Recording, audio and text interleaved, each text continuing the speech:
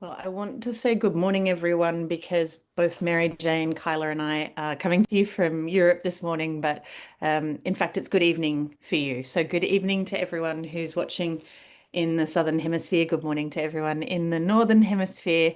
My name is Kathleen Olive, and today I am talking with Dr. Mary Jane Cuyler about Naples. Both of us are in Europe, so neither of us is actually on country at the moment, but I do just want to start. We are located on Gadigal land of the nation, and we pay our respects in Torres Strait Islander people who are joining us today. I'm going to stop sharing my screen so that you can see Mary Jane Cuyler. It's a great pleasure to be able to chat this morning with Dr. Mary Jane Cuyler. Mary Jane is she's a double threat, if not a triple threat. Mary Jane is a classicist and an archaeologist as well. She has an MA in classical archaeology from the University of Texas at Austin. And she has an Australian connection as well because Mary Jane's PhD was undertaken at the University of Sydney. So, in the great spirit of Australians claiming all wonderful people who were not born in Australia, we can claim Dr. Mary Jane Cuyler as an Aussie as well, which I think we should do. Mary Jane was field director for excavations at the ancient synagogue in Ostia Antica, just outside Rome, for many years. She speaks fluent Italian. She's excavated in Greece and Italy. As you can hear, she is an eminently qualified person to be leading our tour next April to Naples. Mary Jane, thank you for joining us. Thank you for having me. And hello from Naples. Yes, absolutely. So you're joining us this morning from Italy, in fact, the scene of the crime. I am just up the street from the Naples Archaeological Museum, which is my metaphorical Mecca. So, You're coming in from a favorite place. Mary Jane, I thought we could start with talking a little bit about your professional experience because you have done some very impressive things, like, for example, your position as field director for excavations at the synagogue in Ostia.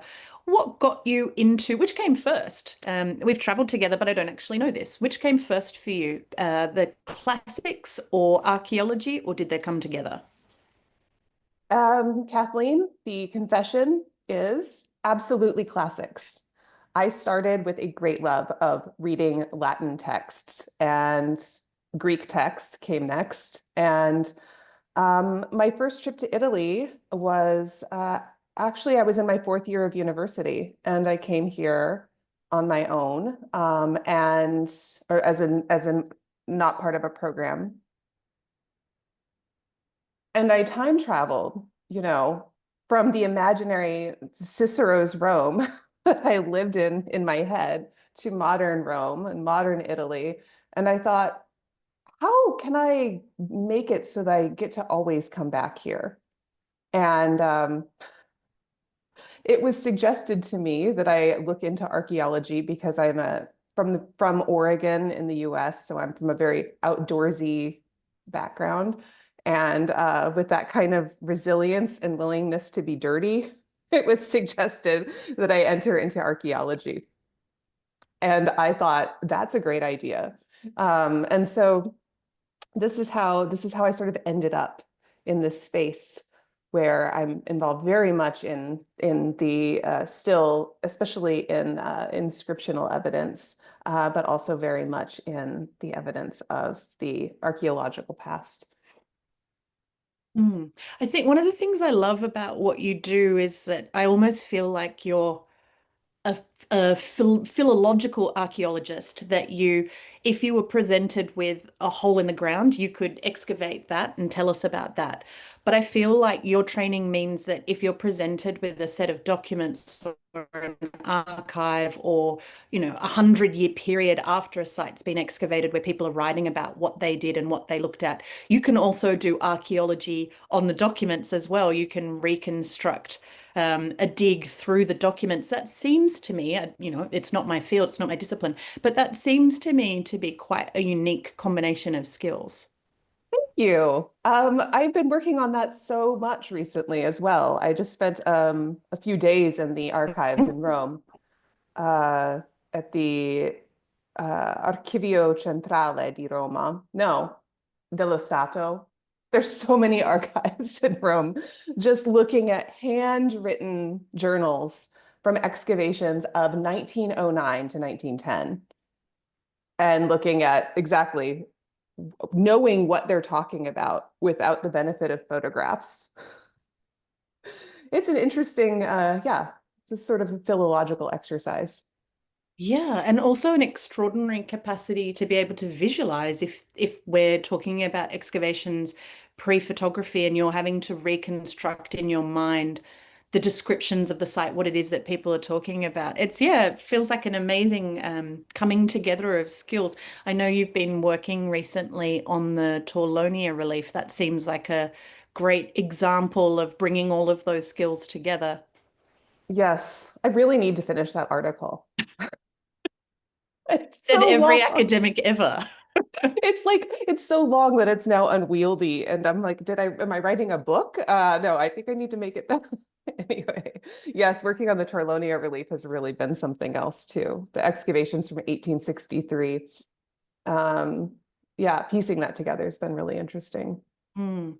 And Naples, I guess, it's got an older history, than the Torlonia relief, let's say. It's got an older history of excavations in the sense that a lot of the sites you're visiting on this tour in the Bay of Naples have been excavated, whether or not systematically, since the 18th century, and kind of intensely studied and intensely looked at. Um, on the Bay of Naples, with that kind of extraordinary ancient heritage that it has, is there a site that you've returned to over and over, or a particular place on the Bay of Naples in the ancient world that draws you? There are a number of really incredible sites, but I think that the shining gem is Herculaneum. It is, uh, for those of you who haven't visited, and I imagine, I don't know, some of you have and some of you haven't, some of our attendees. It's an extraordinary site because it is significantly better preserved in areas than Pompeii is. The buildings are preserved up to the second story, which is not the case largely at Pompeii, and sometimes even beyond. The mosaics and the paintings are quite a bit better preserved, and it's a very small area. When you go to the site, when we walk down to it from the station or from the coach, however we arrive, we'll be walking through the modern city of Herculaneum. And all of a sudden you come upon a vast square in the ground. And to your left and to your right, there's laundry, with Mickey Mouse sheets or whatever hanging just from people's balconies. And then you look down and you're looking onto an ancient Roman road. And you can then now enter into the harbor side, or what was the harbor side, well down below the modern level. And then you can go up and walk through people's homes and into the streets of Herculaneum. And because even though it's known, and even though it's quite easy to access in terms of it's close to a train station, it's just not heavily visited in the way that Pompeii is. And there is a sense of magic. And yes, archaeologists talk about magic. There is a sense of magic when going around a corner or peeking into, a small fountain in the back of a home, that you feel as though someone has just left. Someone from 2,000 years ago just went around the corner. And what I also love about Herculaneum, in addition to a new antiquarium, which is just phenomenal with some really great finds, a lot of gold and jewels and things that, the really sumptuous stuff that you and I love, Kathleen, because, We like things. we like things. There's, because it's small, we get to avoid that sense of FOMO, which everyone gets when they visit Pompeii or Ostia, which are these huge sprawling sites. And no matter what, you leave no matter how many times you've been, no matter how, you always leave thinking, oh, but I didn't see Mm. at Herculaneum, you'll see most of it. And whatever Mm. you didn't, you can see it all in the next trip. So there's also a sense of completion because only a small amount of it is excavated. Mm. I completely agree with you, and I've always wondered why it is that Herculaneum is so much less visited, somewhat less visited than Pompeii, I could understand. But as you say, it's so much less visited than Pompeii. I've never been able to figure out why that is. I have an answer for that, and I think it's Mm. because it wasn't part of the Grand Tour. Um, which is, I know, something we're going to talk about in a little bit. It didn't form part of a collective imagination Mm. from the inception of modern tourism. And part of that is that Herculaneum it was excavated in the 18th century, but it wasn't intensively excavated because of the way it was covered with it was much more difficult. The pyroclastic flow caused it to be very dense. It's very difficult. You'd have to pickaxe through this stuff. And so Pompeii was much easier to pull out I mean, I don't think any of it was easy. I excavate at Ostia. I excavate through sand. So like, everything's hard to me after that. But Herculaneum substantially more difficult to get through. And so there was less coming up, less for people to go and just discover as they're doing the grand tour. And so Pompeii was always the place people went. And it just, it's the place people heard of and Mm. have heard of even today. Let's talk about the Grand Tour now, seeing as it's come in. I mean, it seems to me you've got a 10-day tour in Naples, and we've made an effort with the program that you've designed to look at all of the many stages of Naples history, and it has one of the most ancient documented, or at least written histories in Italy. It's such an ancient place, and it has, as you've already said about Herculaneum, those incredible layers of the juxtaposition between really ancient places, but also continually inhabited, the washing hanging out over the archaeological site. It's just those extraordinary kind of combinations of ancient and modern places. Um, the Grand Tour, though, it feels to me that that is something that, as you say, cemented Naples for us in our cultural imagination in a particular way. What was it that Grand Tourers went to Naples to find? Clearly not Herculaneum. What were they going to look at? I'm not precisely sure. My suspicion on this one is that they were coming to look at Pompeii. And along the way, and perhaps Caravaggio, but along the way, they come to Naples as this is what I think. They come to Naples as their launching off point to go Mm. and see this ancient site. And then they look around them and Mm. say, I came for, maybe I came to see some Came for ruins, and Pompeii. I'm in this extraordinarily beautiful city that must have seemed, at least at the beginning, a lot less explored by their countrymen, people largely coming from the UK, than Rome, than especially Florence. I mean, especially than Florence, and then of course Venice up north. So I think it seemed like a gem to everyone when they made the extra effort to come Mhm. south of Rome. A kind I of a final frontier. mhm. Which, in some ways, I feel that Naples still has this reputation of not being a final frontier because it's extremely easy to get to, and people often, have been people who went to Europe from Australia by ship many years ago. Naples was always a port they called in at, and a lot of people have passed through Naples, whether or Mhm. not they've kind of unpacked and spent a good amount of time there. But it does still seem that Naples, in our cultural imagination, has a particular kind of flavor or angle to it that encompasses a somewhat seedier side. How, when you're in Naples or in any, Italian city of complex layers like Rome, for example, how do you navigate those layers of a place? Well, there are a couple of things to keep in mind. And I'm traveling here with one of our mutual friends. So we have been talking about this. her first visit here was in 1970, and it was a very it was, I think in 1970, Naples may have been much more the Naples that's in the cultural imagination of the very gritty city, because it has, it has evolved and changed quite a bit in terms of the city feels quite safe. Mm.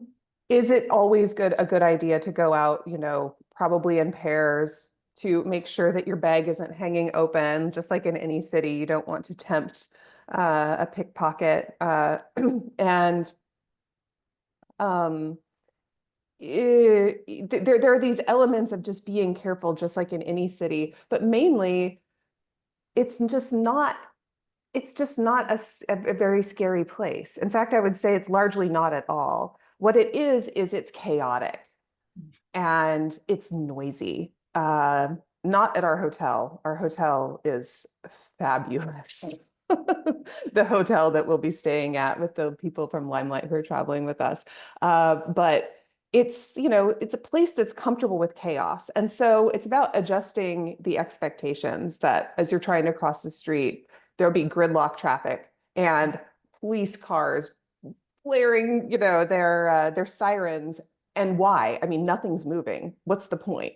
Well, the point is, how do you have a chaotic, noisy city if you don't do that? Um, Seems to me that's the answer. But mostly it's just that as long as you're just careful as you would be in any big city and understand that sometimes the garbage doesn't always get picked up right on time, you're fine. I feel like the garbage not being picked up on time is now something that you could say about a number of other Italian cities as well, like Rome and Palermo. I guess it feels like Naples and Rome to an extent as well. There's that aspect when you're in Italy of cities where life is lived outside. Mhm. You don't people don't live inside their houses, they sleep inside their houses. But in Naples, it feels like everything else is done outside. And so that can be the joy of life and, smiling and laughing and all, as you say, all of those things that make a city feel actually very safe and very, very much on a human scale. But it can also encompass the not so fabulous aspects of life, like, having a bit of an argument between a husband and wife on the street or, six kids on the back of a scooter or whatever particular aspect of chaos it is that the city is living in that moment. I think one thing I remarked yesterday, I can't remember to whom, but I said something like, I think it's important to remember in Naples or in Italy in general, just because people are yelling at each other does not mean they're fighting. It's so true. It's so many years ago, I was with a group at we were going into doing the security to get into St. Peter's Square in Rome. And, that's for complicated reasons that the guarding there is done by Italian state police. And I was having a discussion with one of them. It was about something, I mean, it was such a typical Italian question. Conversation was either about the weather or about food, one of those two things. And because he was in uniform, afterwards everyone said, "Is everything okay? You were both yelling at one another. Is there a problem?" No, we're having a conversation about where we should have lunch. I mean, it's a very classic Italian thing, isn't it? To speak at a very I'm currently in France and I'm realizing that I have to dial it all down. Turn the dial down on the interactions. That's one of the things that I love about Italy. What was it? Because I don't remember if I mentioned this, but you speak fluent Italian as well. What was it that drew you to present day Italian culture? What was it that made you pick up that area of study as well? Well, my level of fluency is still, I mean, I'm always learning. So, but I go around talking to absolutely anybody who will have a conversation with me. And this started from I wouldn't say from my very first trip to Italy, because from my very first, I just went around trying to speak Latin and it sort of worked. I still sometimes say a word and someone will look at me blankly and I realize that's the Latin word. Where did that even come from? But my desire to to learn Italian, to be into was a desire to be a part of an Italian culture that I couldn't be if I were standing on the outside. Mm. So I used to spend 1 month a year, at least, living in Trastevere, a very typical area, traditional area of Rome, and then commuting out every day to go to Ostia to work on the excavation. And then we had these apartments that the dig would rent for us, and we could cook. And so I didn't want to just go to the grocery store and silently buy things. I felt ashamed of that. I wanted to know what this cheese was for and how to use it. And I especially had this desire to talk to the people who worked at Antica Cacciara, which is my favorite cheese shop in Rome. And it began really from there, like wanting to just have a conversation with the person who's selling you something and not just pointing and shrugging and looking blank, or just going in and saying, two people, carbonara, whatever. So it started from this simple desire to get to know and also to understand what people were saying around me. It turns out everybody is just talking about like the weather and like other people, so it's boring. But like that was the desire, honestly. Also to be able to communicate with my colleagues, but that was actually secondary. I really wanted to talk about food with Roberto and Antica Cacciara. I feel that your desire to be able to communicate with Italians properly about food is a sign of the fact that you were clearly Italian in a past life. Possibly. I wish, because I have no Magari. Italian heritage. Magari. So we've talked about the Bay of Naples and the ancient sites, particularly about Herculaneum, but people who are listening along, and I should say, if you're listening live, please feel free to drop questions into the Q&A or into Oh, the chat, yes. and then we'll come to those at the end of the session. If you've got any kind of practical questions about the tour that Mary Jane's leading in April next year, which is a 10-day residential tour in Naples, then that is the place to drop your questions into the chat or the Q&A. So we've talked about Herculaneum, but people who are listening along, you and I were saying just before we started this session, it feels like every week there's another news item about discoveries that are taking place at Pompeii. Why, in recent times, have we had this kind of influx of news stories about Pompeii? What's been happening there? Well, they've expanded excavations. They have decided to continue excavations. Only a percentage of Pompeii has been fully uncovered. And because so much of it was excavated with previous, with diligence, but with less scientific rigor and with the advantages of technology that we have today, and also lacking good record keeping in all situations. Doing new excavations is important for really being able to understand aspects of the city and by recording it very carefully. So the upshot of this is that it creates for some spectacular news stories. We're uncovering wall paintings that are not faded. The thing is fresco underground, it retains its color. It's fine. It is completely fine until until you excavate it. You take the dirt away, and that's when the ravages of time really start to hit it in the environment. So we're getting to to see and we'll visit some of these places when we go to Pompeii.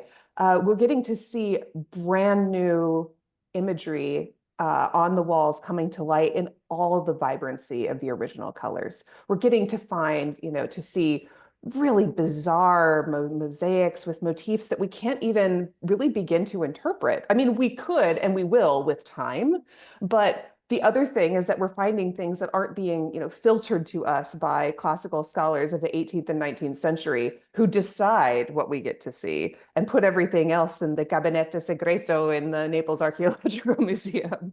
So that's what it is. There is an element of like, why on earth are we digging more of Pompeii? But I think it's a good thing, and it gives us a lot of new things to explore as well.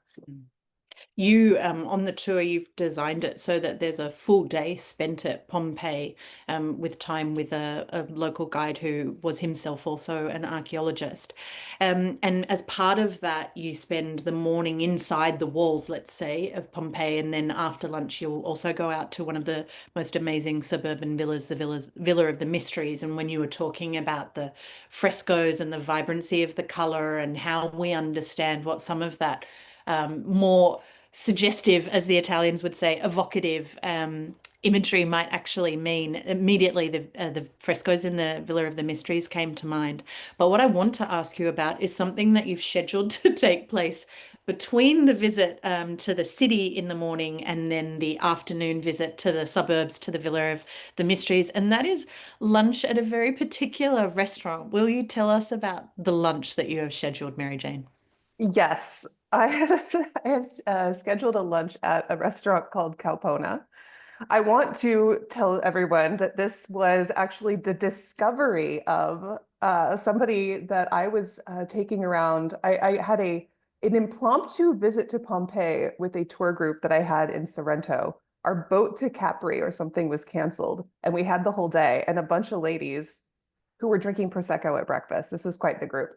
They said, well, why doesn't the archaeologist take us to Pompeii today? And I said, no problem. Let me teach you how to use the train. And so we went to Pompeii and we took some pictures in the forum. And then they were like, we're hungry. And I said, well, Kathleen, that's always the problem with Pompeii is where do you eat? Mm. And they wanted to have a proper sit down lunch. And one of them said, I found a place on Google. So we go there. It's absolutely fantastic. The place is decorated, it's painted with remarkable accuracy to look like a street in Pompeii with the political graffiti and everything. It's incredible. It's a the waiters wear ancient Roman inspired garb. And the wine is served in vessels that don't look anything actually like any Roman ever drank wine out of, but they are clay. And the food is actually quite good. And I thought, I had such a good time with this group, and it was an impromptu experience. I thought this is a place that someone should surely go to on purpose. So we are going to have a sit down lunch and then we will re-enter Pompeii in the afternoon with new eyes, having seen and experienced a dining Roman-ish, but we won't be laying down. We won't be laying down dining experience. Which is probably favorable for our forms of digestion, not to be lying down. Right. What I want to know is, does this mean you could order for people in Latin? They have a special Latin Roman food inspired menu. Ugh, I I'm know, out.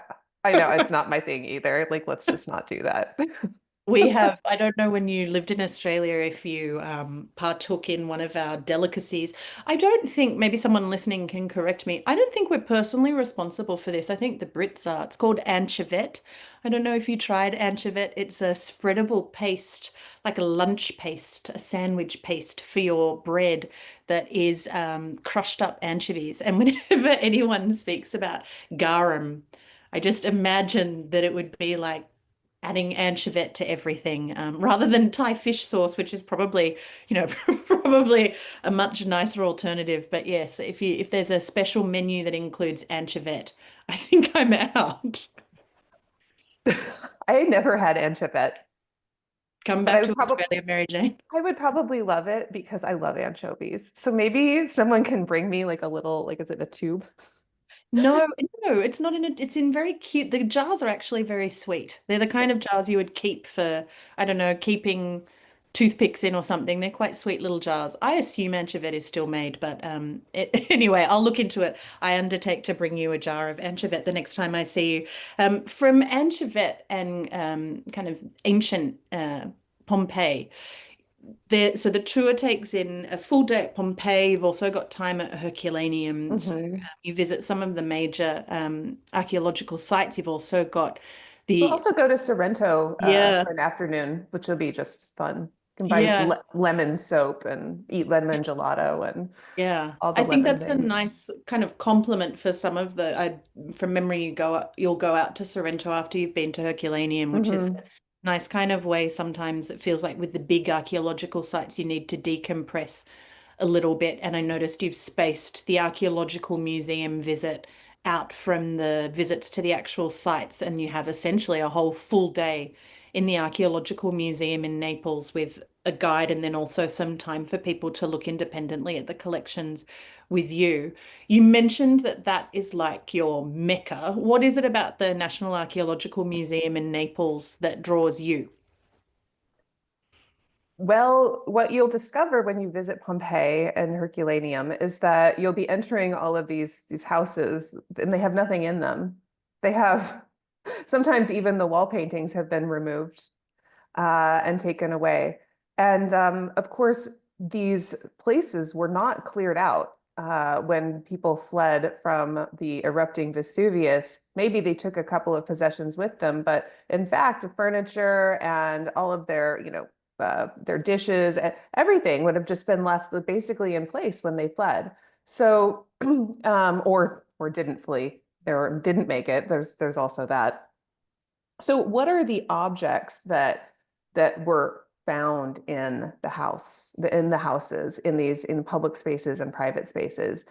Well, there's probably millions of them, so not all of them are going to be on display. But where you find those objects is, of course, now they have great, excellent antiquaria.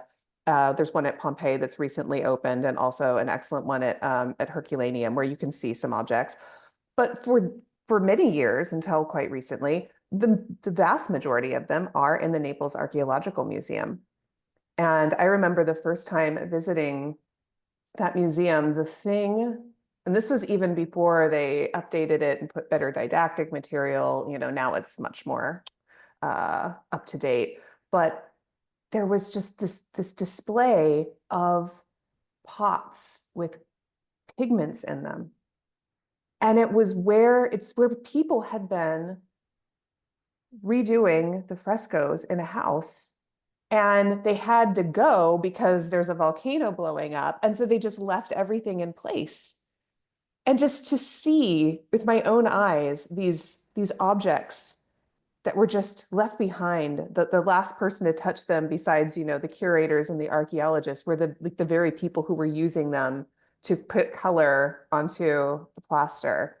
It's just this connection to the past is phenomenal. But there's also a huge number of the wall paintings that have been removed and put into place. And though it's too bad to not see them in the houses, it does preserve them better. And of course, you have much better lighting conditions. Roman houses, ancient Roman, Pompeian, whatever houses are dark. They're dark places. So, except, I mean, I guess at Pompeii, you sometimes have the advantage of the ceilings missing. So there's a little bit more light coming in than there would have been in antiquity. So we also get a better conditions for viewing the paintings. And also, yeah, just sculptures and pieces of papyrus from it's phenomenal and so much to see. And there's a lot of stuff to laugh at too. If we want to go into, which is only open sometimes, we'll have to make sure that we can, the Gabinetto Segreto, where they have the kind of more lascivious, let's say, um, I don't know. There's a lot of phalluses. There are many phalluses, which was an apotropaic symbol in antiquity. I'm in the Dordogne at the moment in France, and yesterday I spent a day looking at cave art. And yeah, 20,000 years ago there were also a lot of phalluses as well. So yes, a common symbol. Although unlike in the secret cabinet, I have to say there were also a lot of vulvas as well as phalluses. So at least there was more of a gender parity than people will discover in the secret cabinet. Although the secret cabinet in the Naples Archaeological Museum, I think, does have some of the silliest ancient Roman art that people might encounter. Definitely, and you have to just kind of see it to believe it. It's true. Don't don't don't Google it. You don't want that on No, your search history. yeah, that's true. Yeah, But you also, don't want yeah. that in your cookies. You also, it's just good to encounter these things as a sort of a surprise and in the moment, because the moment where you see something and realize what you're looking at and then burst out laughing is that's the whole point of apotropaic art, right? Like scare off the evil eye, laugh it away. So There will be opportunity to laugh it away on the tour. I think when people think about Naples, the we think in kind of two poles. We think about the ancient sites in the ancient world mm, and kind of standout landmark places like Pompeii, for example. And then people also think of that grittier or more difficult side of the modern city. But in between those two poles, a lot happened in Naples. It was the capital of some very important political states in the Middle Ages, and then in the Baroque period, it was part of the Spanish Empire. So it's been part of some very important European, well, at the time, kind of arguably global powers, the Angevin Empire and the Spanish Empire. Um, you've already been in Naples for a few days. I know you spent yesterday at a kind of a key medieval site. What can you tell us about that medieval part of Naples history? What exemplifies it for you? well, the medieval part of Naples is extremely fugitive because so much has been covered up by the later Baroque. And then unfortunately, there's, for example, bombing. And the case in point would be the Santa Chiara, where, yes, we visited yesterday, and it's a medieval church in its origins. It's the burial place of Robert the Wise, and it's also almost entirely reconstructed because it was. That's not entirely true. The upper parts, and it's very obvious because it's obvious because you look up, and I think the first thing you think is that is not a medieval beamed ceiling. That wood is in very, very good shape to be quite. It's actually no, it's not. It's from the 1950s. The building was bombed in August of 1943, and there was also a fire, and so they did an excellent job of reconstructing it, and you still have this feeling of austerity and of the medieval space. But they've also done a very excellent job of, they had photographs. I mean, of course, the bombing was 1943. So the place had been, photographed and documented and drawn by scholars. And so in their antiquarium, they have photographs of different panels and different areas of the church, different like relief sculptures, and then where they were able to save some of the pieces of the relief sculptures, they have them in place with the photograph beneath it. And Mm. so you can have this sense also of the medieval decorative cycles, and you can still explore it. I think they've just done a wonderful job with that. And of course, the cloisters are, well, they're not medieval, but oh, so worth visiting. I'm so excited for everybody to see the incredible cloisters of Santa Chiara, if you haven't visited, or even if you have, to return to see the lovely painted tile work. But I was thinking of another medieval locus, and that is that within the Duomo of Naples, which we will visit, and which I got to go explore and to check out yesterday, it's possible also to visit the uh, late antique baptistry. And so that dates to it's interesting because the Duomo is sitting on one axis, and the original church of that it's sitting on is sitting on a completely like a cross axis to the present position of the Duomo. This is the and and and this church, even though most of it's covered in the Baroque period stuff from later, is medieval. And in the very back, in the baptistry, which you can visit on like by special appointment, about every half an hour, we'll go back there. You'll see uh, 6th century, 5th century, 4th century mosaics. And if you Mm. keep in mind that even the late antique stuff was still being used and seen and interacted with into the medieval period, there also you're getting the layers between the ancient and no medieval person ever said like, I live in the medieval times, right? That's 4th century. They were still interacting with these older spaces. So that's another place that we can get the layers, but also a sense of the medieval city. Hmm. I feel it's really present at the cathedral in Naples because, as you say, the overwhelming impact of that building is the Baroque. And I always think of the word accretions when I think of the Baroque because it's like they just keep adding more and more things to surfaces. They're not content to let things be. They keep adding more and more and more. And accretions It's feel like so, the, oh, yeah, I know it's a terrible word, but it feels like the right word for but Naples it's in also general. an awful thing in that church. It's like I'm in that case, more is not more. Take it away. Well, I think the Baroque is when we visit Naples today, Baroque with a capital B in terms of the kind of art historical period in the 17th century in particular, but also Baroque with a little b, which is the kind of chaos of outdoor life and the kind of theatre of everyday life that Naples is an amazing capital B Baroque stage set for. I feel like the Baroque is the thing that most hits you in central Naples. So outside of Naples at the archaeological sites, you get that strong connection with the past that you've described. But when you're the ancient past, but when you're in Naples, it's the Baroque that people are most clearly seeing around them. And the cathedral does strike me as a really important place to feel that, to see that, especially I suppose as it's also the site of the miracle of St. Januarius or San Gennaro that still takes place, or hopefully takes place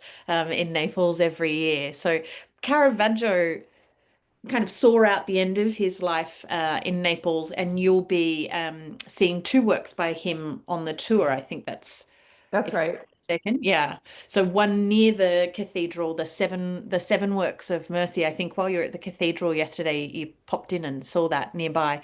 Tell us about the seven acts of mercy. The Seven Acts of Mercy is mercifully going to be more visible next spring because Oh no. I actually have to say that when I first got here a few days ago, I thought, oh, it's just really too bad I don't have everybody with me right now because the weather is perfect. And then I went around and realized that like all over Naples, they're finishing up like at the very tail end of finishing up so many little restoration works everywhere. And so this includes the in the Piemonte della Misericordia, which is the church in which the Seven Acts of Mercy sits, and which for which it was made. They're restoring the floor Oh. and the whole area right in front of the painting. They have people just take with pigments in pots, you know, pigments in pots, just like in antiquity. And they're like pushing them into the floor. So you can't get very close to the painting itself right now. But it really, this and I think it's the Martyrdom of Saint Ursula is the other one that we're going to see together here. I mean, so much of Caravaggio is in Rome, you know. Everyone can go to Rome after if they want to see more Caravaggio. But this is such a Baroque painting in this, purpose, Baroque space with so much of like this busyness and intensity and light and dark. And there is an element of it's difficult to see, not just because the people are, right in front of the painting doing the floor, but also that it's meant to draw the eye and to make you wonder, what am I looking at? What's this line? And this is what we were actually doing together yesterday. We were looking at the different parts of the painting and saying, like, now, what are you exactly seeing here? What's this band of light? And figuring out the way the span of the angel's wings that are holding the Madonna above the people performing the seven acts of mercy. and how the angels themselves are struggling. But what exactly are they doing? They're almost seem to be engaged in sort of a love fight, which is totally possible. This is Caravaggio we're talking about. I leave it up to everybody else to decide for themselves.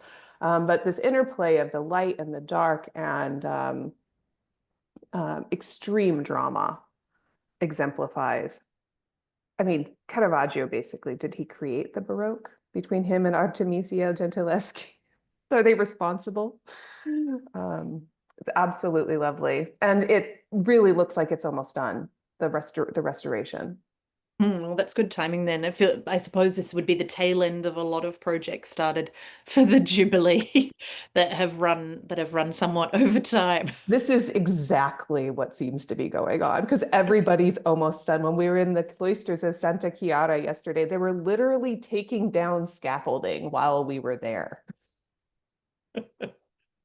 But that in itself, I mean, it feels quite Caravaggio-esque. So there's something about visiting modern Naples today that when you go and look at a painting like the Seven Acts of Mercy, and as you say, you're kind of peering into the gloom, trying to work out who are all these people, what are they doing, where are they going? Is that a dead body being carried out the back of the street in this, it feels very Neapolitan. It feels like it really captures the feeling, the atmosphere of being in a chaotic city like Naples. That's a really good point. And also reminds me of something that our mutual friend who's visiting these places with me, thank goodness, she's so much, we're having such a good time. She was talking about Caravaggio and his love of depicting dirty feet.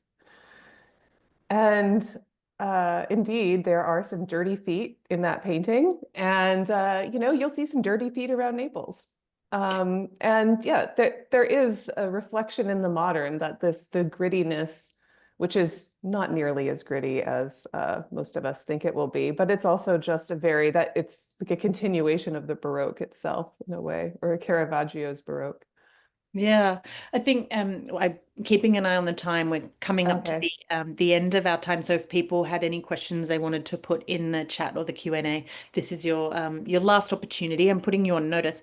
But that famous saying about Naples of Goethe's, "See Naples and die," now it seems to have all of this kind of dramatic weight attached to it. But of course, Goethe didn't mean what we think he meant. He wasn't talking about organized crime or dirty feet or Mhm. any of those kind of less savory aspects. Of course, he was talking about Naples as a kind of fulfillment of something. So for you, if someone were to say to you, "See Naples and die," where in Naples would you go? Where in the Bay of Naples would be your go-to place, the fulfillment for you? I have a very difficult time answering questions of having to do with things that to do with favorites. When I was a kid, I used to say my favorite color was yellow because I was like, I just need an answer. So what the thing that is, this is true. I still don't have a favorite color. Um, but I have a favorite moment right now. And so last night after dinner, I wanted to walk down along the bay. I wanted to go down to the water, and I went and visited our hotel. It is absolutely beautiful. It looks like they've just finished renovation. They finished their renovations on time. Venetian chandeliers in the lobby. It's just lovely. I cannot wait for everyone to see it.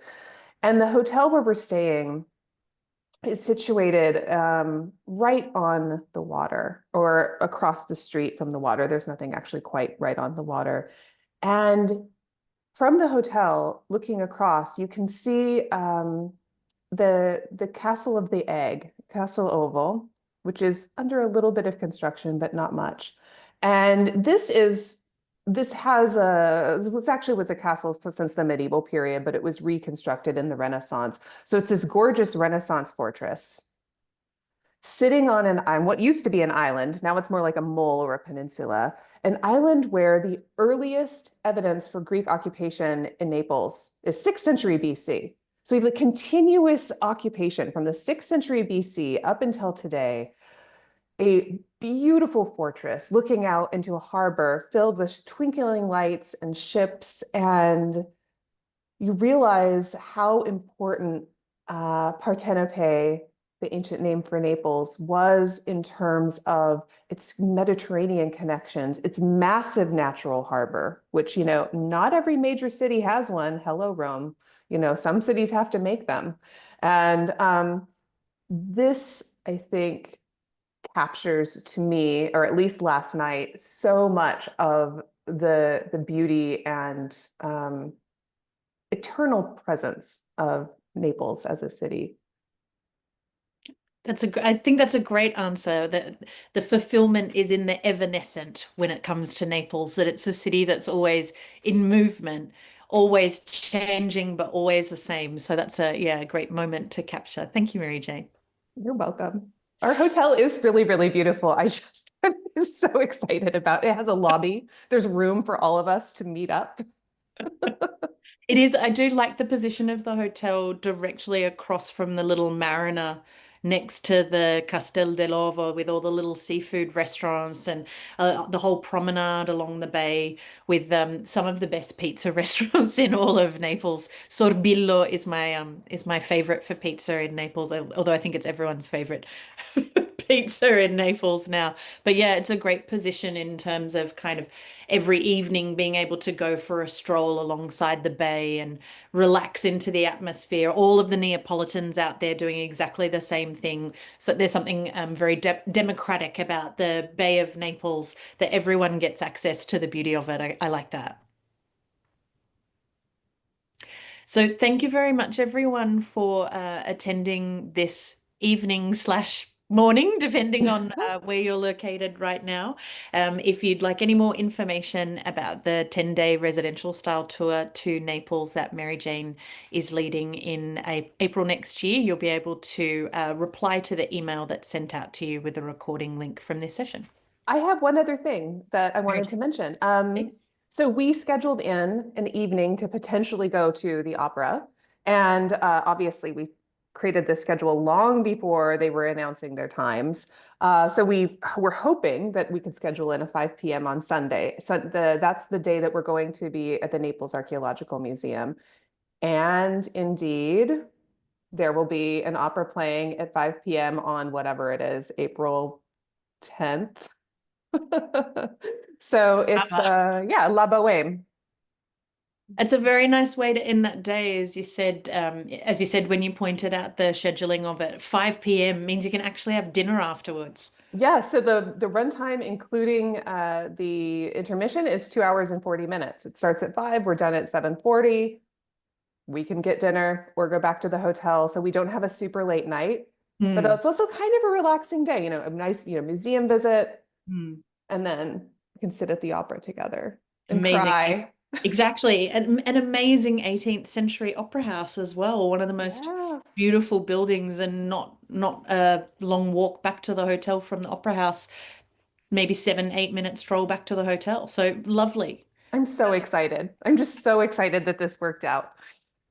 My problem is that anytime there's something on a tour that I think, oh, I really wish I could do that, I start getting FOMO. So there are aspects of your tour that I'm getting FOMO about. And lunch at Calpona with people serving me my Roman inflicted food in ancient garb. I always love anything that involves garb.